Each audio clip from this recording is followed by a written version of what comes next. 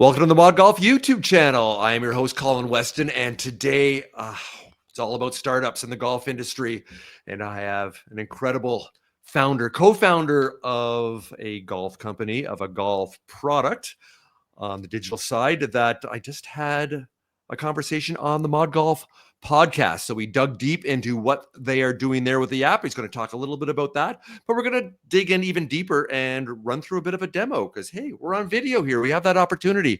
And yeah, if you've already joined us for the Mod Golf podcast, thanks for joining us back here on the Mod Golf YouTube channel as we extend the conversation. And that is with my guest, Matt Williams, who is the co-founder and president of Noonan Caddie. And we're going to get into that in just a second. But before we do, because I've been very fortunate here with Mod Golf, and how do I keep this going? And that is actually getting the support of a couple of amazing sponsors, partners that we've had since we started in our inception in 2017. And Golf Genius Software is someone that's been with us for over 5 years. And hey, I just want to give them a little bit of a shout out here at the top of the show here because they've been so supportive, as I mentioned, of everything we do with Mod Golf. So if you're not familiar with Golf Genius, they power tournament management at over 10,000 private clubs, public courses, resorts, and golf associations, and tours in over 60 countries now. So if you're a golf professional or course operator who wants to save time, deliver exceptional golfer experiences, and generate more revenue, who doesn't like to make a little more money? Check them out online at golfgenius.com. All right. Big thanks to Golf Genius. But now it's time for the main event. Here's Matt. Going to bring him on. Matt, again, thanks for joining us on Mod Golf. How's it going there? It's great. Good to be here in Kansas City. Yeah, good stuff. Okay, so even though you gave the elevator pitch of what you're doing with Noonan and why you do it, why don't we start there? Because I know you've done a lot of pitch competitions as an entrepreneur. In fact, one thing we didn't talk about, you were at the Golf Pitch Challenge in January of 2024. I just found that out just as I was doing a little more research at the top of the show here. And I was there. Didn't see you there for that. I probably saw you, but didn't know you at that time. But you've done lots of this. You've got your reps in as an entrepreneur, as a founder. We're going to dig into that journey. But let's start off. Noonan, what are you doing and why are you doing it? Yeah, we're really excited at Noonan. So we've been able to essentially really perfect the shot recommendations on the golf course. So kind of the key unlock for us is we've got really good information when we're using launch monitors about how we actually hit our clubs. And really, when it comes down to it, we make a lot of bad decisions on the golf course because we think we're a little bit better than we are. And we don't really understand how we truly miss. And what we've done here at Noonan is we've actually been able to take launch monitor data from golf simulators and use that to make shot recommendations on the golf course. So when you're out there playing, you can literally hit one button and Noonan will tell you exactly what club to hit and specifically where to aim in order to give yourself the highest odds for success. So we're actually changing where you should aim, where your dispersions will go, all based off of these shot odds that we're calculating in terms of this is what you will likely do. This is where you will likely hit it if you take these different recommendations. And that has been a huge unlock for us. And frankly, it's really kind of created a true digital caddy experience. Nice. So we're going to pull up the website and the app here so people can see what we're talking about here.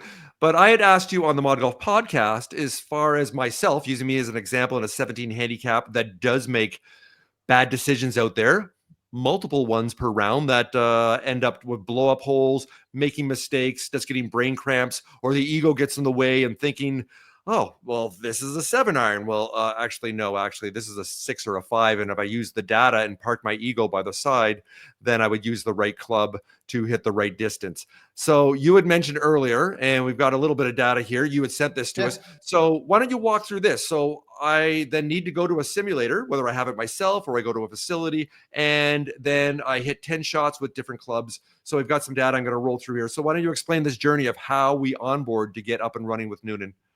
Yeah. So the first step in getting onboarded is we need to understand how you hit each club, right? And that we don't just want to understand averages. We need to understand the variance in your shot pattern. So that's why we like to say hit 10 shots with each club. I don't want just your best shots, right? I want to understand what your misses look like.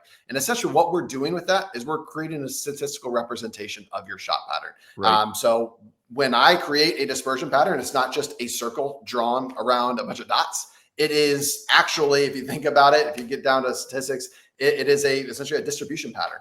And Right. what that essentially says is where 95% of your shots will land. So that big circle is where 95% of your shots will land. If you look at the app itself, there's a little circle within it, and that's where 68% of your shots will land. And if those numbers ring a bell, it really comes down to 1 standard deviation, 2 standard deviations. So basically, what that means to you, you don't got to be a SAS nerd to understand all this. Essentially, that means you have great predictability about where your shot will go if you take a specific aim line. So in terms of how we get started, you go out, you hit 10 shots with each club. What you're looking at here is the app within TrackMan. So all of that data gets saved into the app. We understand what your carry distances are. We understand what your total distances are, and we understand what your offline distances are.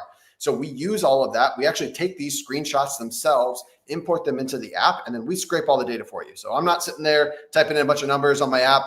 Don't worry, we take care of that for you. That's actually, part of my background working in some other technologies. So we're leveraging some of that experience in order to make this a very seamless experience for the user. But yeah, once you export the data, upload it to Noonan, you're ready to go. Go out to the golf course, spend an hour session indoors, collect your data, and now you've got your own digital caddy to take with you to over 40,000 golf courses. And like I said, single button, it's going to tell you exactly what club to hit, where to aim, and it's already been optimized to give yourself the highest odds for success. Nice. So I understand up at the top right corner when you talk about consistency. So that is Got it. that the diameter of the dispersion circle? Is that what we're talking about, or the oval in this case? I believe that's talking about the actual distance. But yes, that consistency number is another way of saying variance, or another way of saying kind of what your miss is. So we look at it in 2 ways, right? We look at it in terms of variance, in terms of your distance. So think about your carry distance. So I may have a 150-yard shot on average, but my variance might be different, right? So Colin, you may have a 150-yard average. I may have a 150-yard average, but I'm a little bit better of a handicap than you. So what I would venture to guess is my variance is a lot smaller. So what made up your 150-yard average? You may have hit 10 shots that went 170, 10 shots that went 130. Guess what that average is? 150. I might have hit 10 shots that went 155, 10 shots that went 145, same average, different variance, different shot pattern. Where that is really important is if I've got a forced carry and I've got to carry it, more than 140 yards, guess what? I'm pretty good with hitting that club. You, on the other hand, have a 50-50 shot of hitting into that water. So that's where variance becomes really, really important. And that's why we're not just looking at, dots or drawing just kind of random circles. We are really trying to use this data and apply some math to it in order to give you the best recommendations possible. Nice. So it does all that for you. It just pulls all that information in, and then you're ready to go. Okay. So talking about we're getting ready to go. So we're ready to bring up Noonan here. So I'm going to roll through. I'm going to let you do the talking, and I will just control the screen. So there's your screenshot that you can that we can start off with. Yeah. So that's a perfect, good representation, right? So we wanted to make the user experience as seamless as possible. I'm not a big fan of collecting a whole bunch of detailed statistics. My experience is not a lot of people do it. Even the elite college players, it's kind of the bane of their existence to literally, summarize every single round and document every little thing. So where we focus all of our attention on is giving you the best insight in the moment in terms of how you need to play each shot. And what I believe is you can actually really kind of perfect that shot recommendation. So it's kind of crazy. Like this decision that we make every single shot, what club do I hit, where to aim? There's no real guidance, and nobody really teaches exactly how to arrive at those decisions. At least I played golf ever since I was 8. I really have never heard anybody really explain that. I think Scott Fawcett's doing some great stuff with the Decade program. I think that's a really phenomenal foundation. What I think we've done with Noonan is effectively automate that whole process. So we can actually get a very statistical and scientific way of saying, this is exactly how you should play a shot because it will give you the highest odds for success. So we can kind of see here some of the dynamics, right? You've got that red circle, blue circle that I was talking about. That red circle is where 95% of your shots will land. So when I'm on the golf course, what I'm doing, right, is I'm picking an aim line and I'm kind of going tunnel vision on that. I'm just trying to hit it.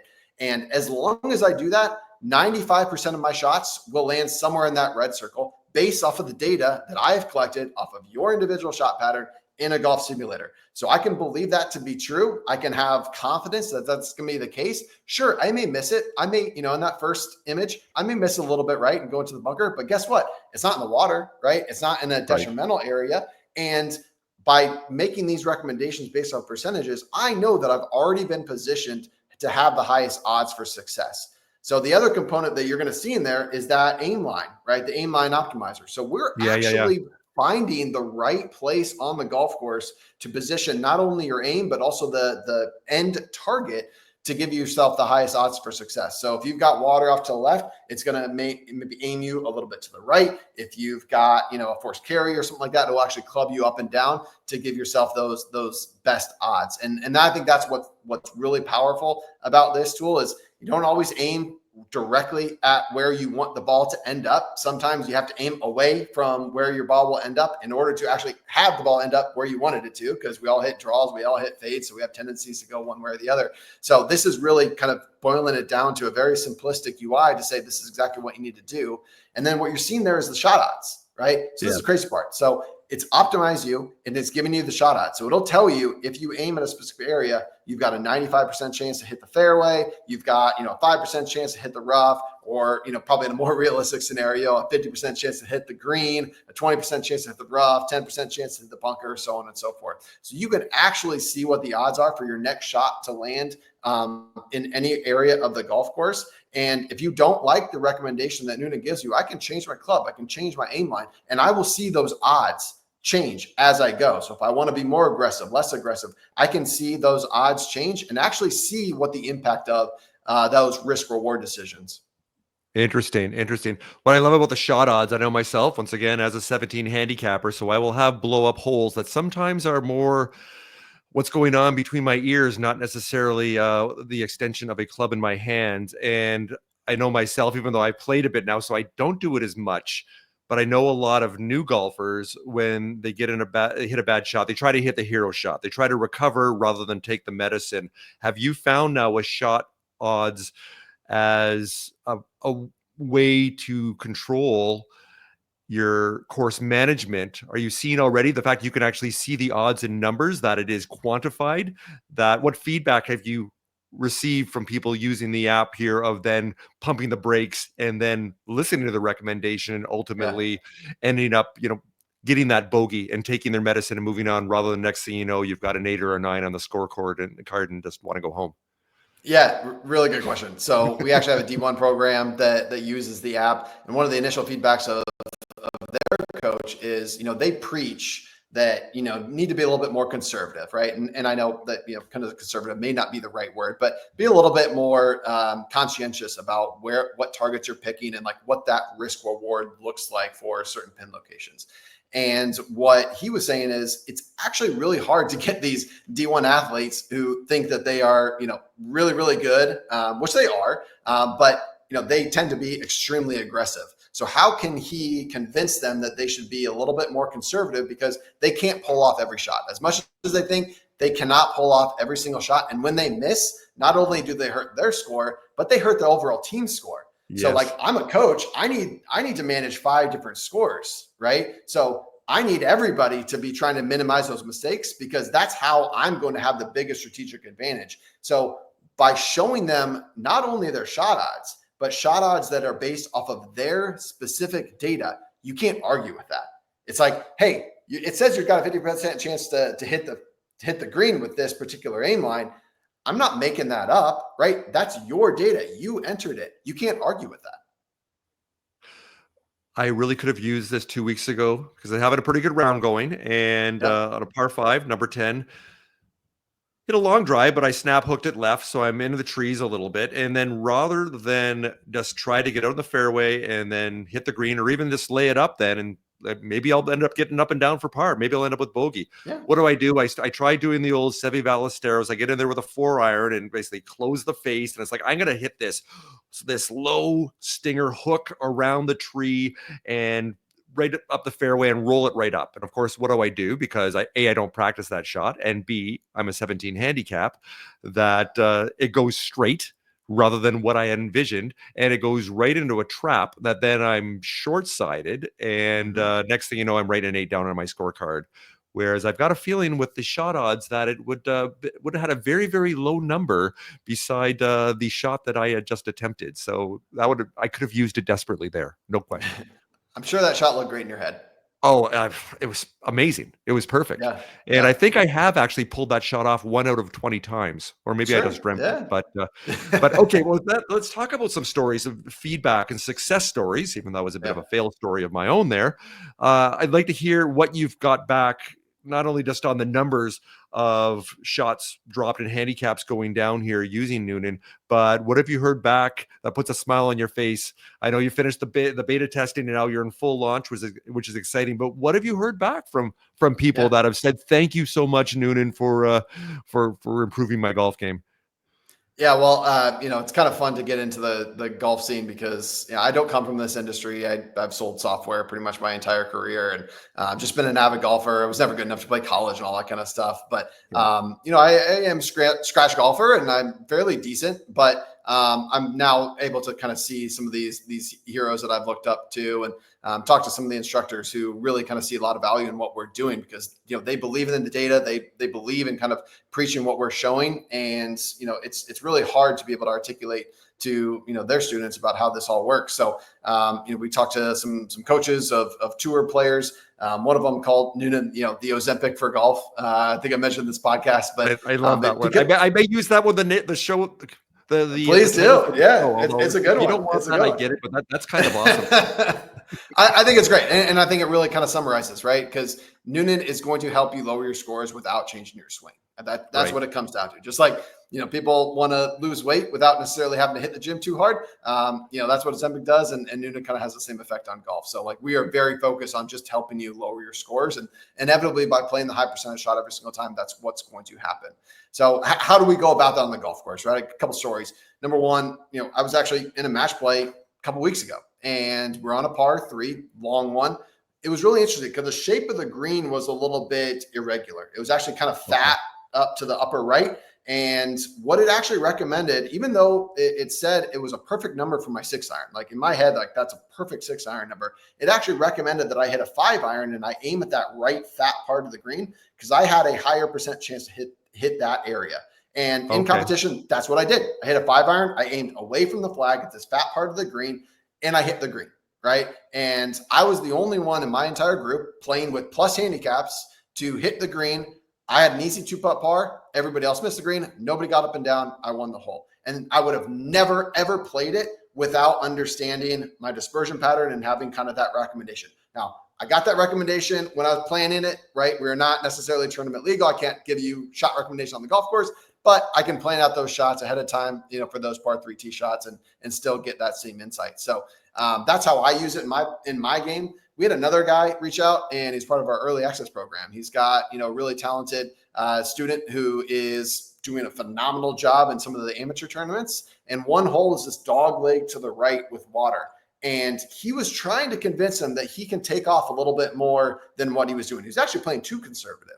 And what he was telling him is like, I think you can play it basically at that water line, and you're going to basically cut off like 40, 50 more yards. And what the other guy was doing is basically just hitting right down the middle of the fairway.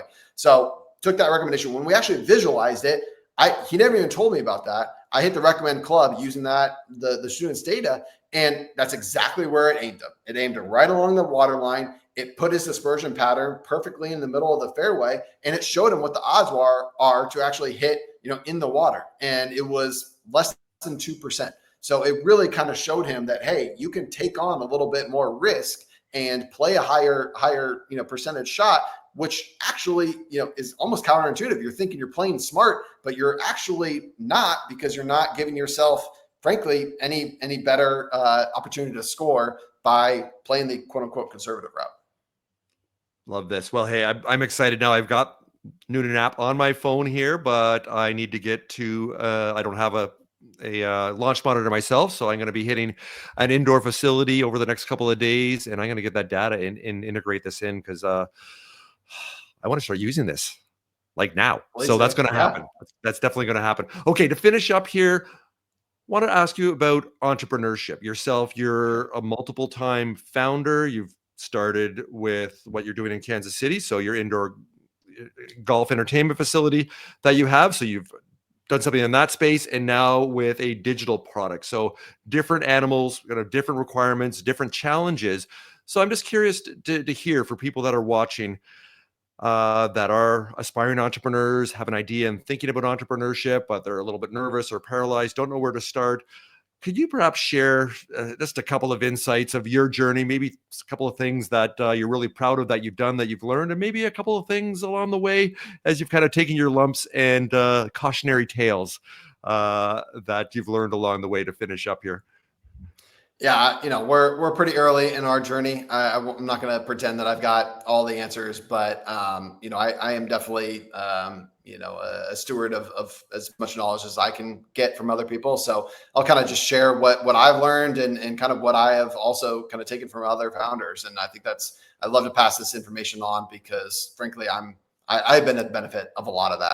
So, I think the very first thing just in getting started is, like, a lot of people wait for the conditions to be perfect. I've got this perfect opportunity to leave my job, or I wait for this incredible market validation where obviously everything is pointing to, like, this is a great idea. And I haven't really put in any kind of work to actually go do that. So I think what really everybody needs to do is kind of lower that barrier to getting started in their head. There is no reason why you can't get started right now. You can build an app tonight, launch it tomorrow, and get market validation in a day, right? That is available right now. There is no reason for you to wait. So what I would say is build something, get something out there, start talking to customers, get some feedback. You can do that without any money and investments, maybe a $20 subscription to some, Replit AI tool, something like that. And you're going to be able to be far further along than anybody else. So that is for sure number one. Just start doing stuff. Break the problem down into small chunks and just start going. I think that is the most impactful thing that anybody can do at this point. Aside from that, I'll say we really have been fortunate to get a lot of help. We've used a lot of resources in our area. We've done pitch competitions. We've gotten some funding through that. We bootstrapped the whole thing when we got started, whether it be our golf track, indoor golf franchise, or Noonan itself. So we had to be really scrappy with the resources that we utilized. And I was, fortunate enough to win a couple pitch competitions, or at least get money from them. So we did elevator pitches. We did, full 10-minute kind of pitch deck pitches. And those have been really great resources. And the things that you learn from doing that is not only like how to specifically tell your story, because you're going to learn a lot of things. Trust me, I didn't win the first ones that I got into. I learned that, okay, this is what you don't say. And then you refine it thereafter. And you just got to put in the reps and get that, muscle memory going and be able to tell your story in a concise way.